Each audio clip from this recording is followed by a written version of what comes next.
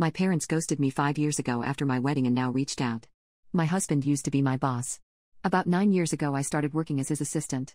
We spent about 2.5 years ignoring our mutual attraction until we gave in. We then went to HR, who reassigned me, and the whole thing was strictly above board from the time we began dating. I got pregnant about a year later, and my husband and I decided to just get married.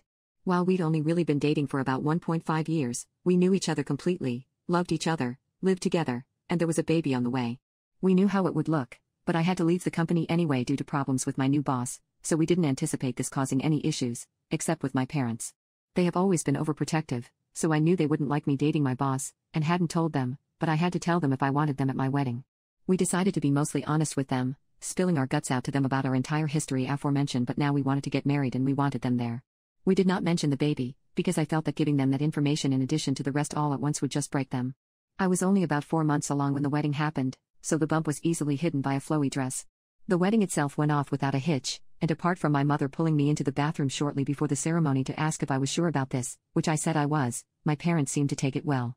The ceremony and reception were at 2 different venues, and we had to travel from one to the other, and my parents never arrived at the reception. I called them and got ignored, and then my brother called them and they told him that they were going home. The reason they gave amounted to them being tired and uncomfortable. I tried contacting them after the wedding, but found that I was blocked on everything except email, which I used to send them a long letter essentially saying that I'm an adult who made an adult choice and I hope they can respect that. 5 years later, I have not heard from my parents since my wedding. My husband and I are not big on social media in general, but I recently posted something for our 5th anniversary in which I mentioned our 2 kids and 3rd on the way. Within a month of making this post, my parents left a voicemail saying they saw the post, and, having had no idea that they had grandchildren previously, now want to meet them. I haven't responded and there have been a few follow-ups since then asking why I haven't. I don't know what to do, but my gut instinct is that 5 years is too long, and it's about the kids, not about them respecting my choices or relationship. However, I can't help but feel that I'm being unfair, and my brother agrees, because I told them in my email that if they could learn to respect my choice and my marriage eventually, then we could talk, and now I'm retroactively applying a time limit.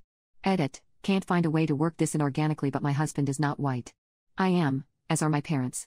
I don't think this is a race thing or that my parents are racist, and neither does my husband, and we don't understand why they would want to meet our mixed-race children if they were racist, but this element is still gnawing at me. Should I reach out to them?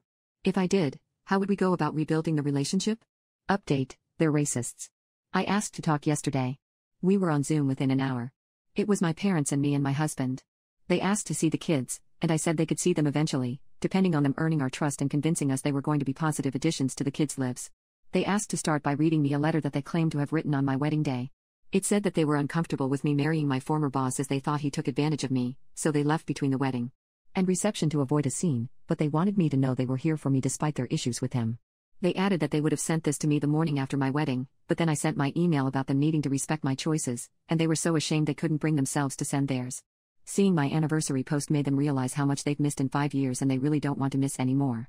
I had some questions, like what the big deal was with me marrying my former boss, and they said that it just wasn't what they had in mind for my wedding day and my future spouse. I asked why they even came to the wedding at all if they didn't support the marriage, and my dad responded that he wanted to walk his daughter down the aisle as it was the only chance he'd get.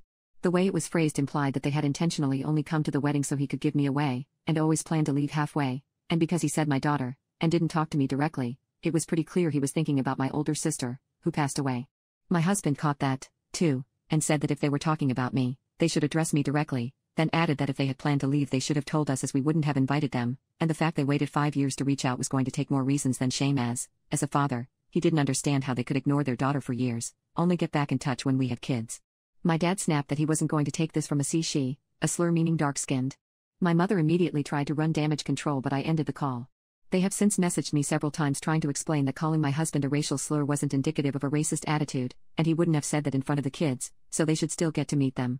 I've spent 5 years wondering how they were so offended by me marrying my boss that it earned no contact for half a decade. Turns out they're just racist. It's almost nice to find out.